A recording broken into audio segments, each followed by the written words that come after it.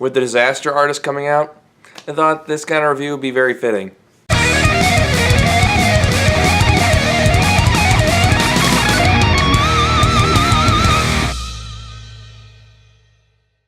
So I saw The Room the other day, and this is one of those movies where, like, it's so bad, it's good. I mean, there really is nothing good about this movie, but it's so bad that it's actually really, really, really entertaining. I mean, like, nothing is good. The dialogue, I mean, maybe the setting, maybe the shots are good for the most part. I mean, they're not like, it's not like, you know, it's like this or anything. Like, not like the shots are like composed weird, but it's like, it's very basic stuff, but like nothing is right. Nothing is right. The writing is bad. The green screen effects are bad. Like, there are scenes where they're on rooftops. I don't know why they could never have just filmed on a rooftop, or for whatever reason, it's very clearly a rooftop with a green screen in the background, for whatever reason.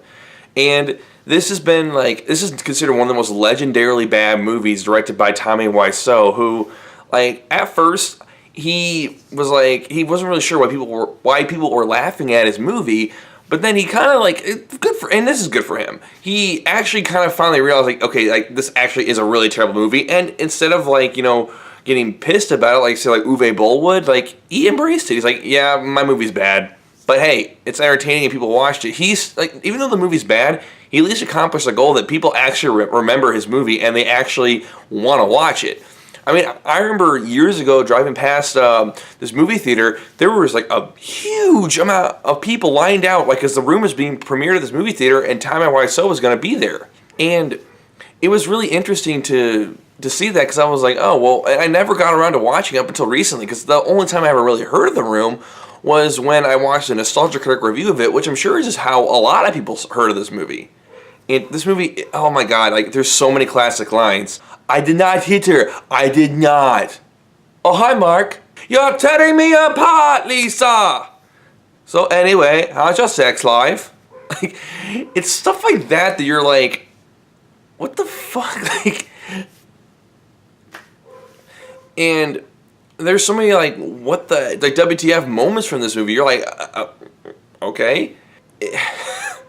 Oh my god.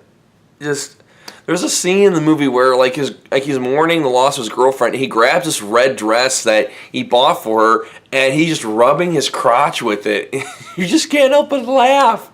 It's just so over the top and ridiculous. It's awesome.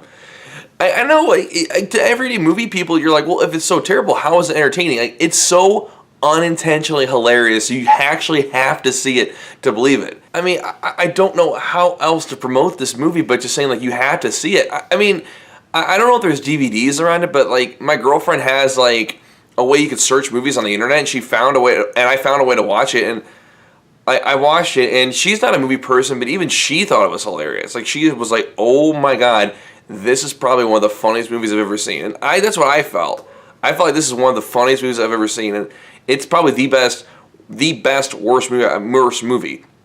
Like, I honestly, like, this makes Lifetime movies look legit. It makes, like, Asylum's Cinemax, Asylum's sci-fi movies look legit. There's nothing that goes right in this movie.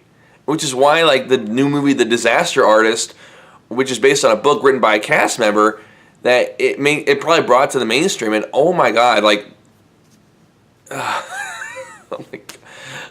For real, if you haven't heard of this movie, I'd say, like, if you're a film buff, you have to see this movie. Like, it's one of those movies where you have to see to believe.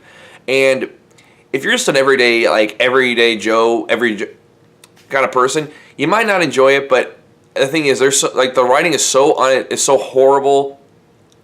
The acting by Tommy Wiseau is beyond terrible. Like, you're so used to good acting that you don't really realize what bad acting looks like until you see this. And when I was watching it with Allie, she was like, wait, what? Like, yeah, that's what terrible acting looks like. And really, the only good actors in this movie are the one who plays Lisa's mother and Claudette and Greg Sestero, who plays Mark.